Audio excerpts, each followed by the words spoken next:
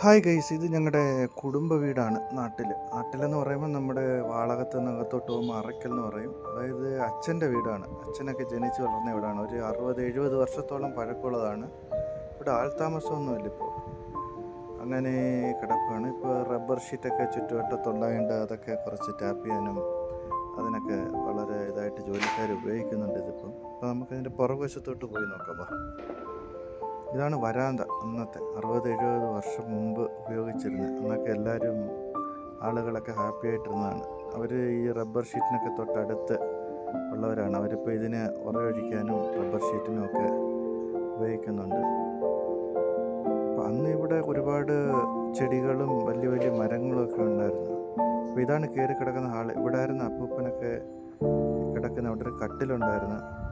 അപ്പോൾ നമ്മളൊക്കെ കൊച്ചുനാളിലൊക്കെ ചെറുപ്പത്തിൽ പോകുന്ന സമയത്ത് ഇവിടെ അമ്മൂമ്മ ഇങ്ങനെ ആഹാരമൊക്കെ കഴിക്കുന്നതും. ഇതൊരു ബെഡ്റൂമായിരുന്നു.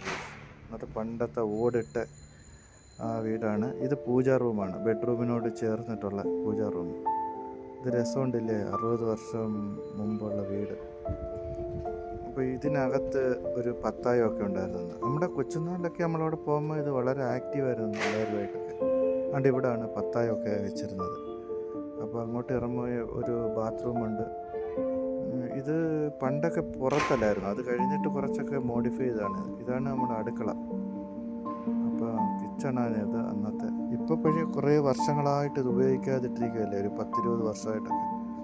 ഉറിയും അന്നേ ഉള്ള അടുക്കളയാണ് അന്നേ ഉള്ളത്. അതിലൊന്നും ഒരു മോഡിഫിക്കേഷൻ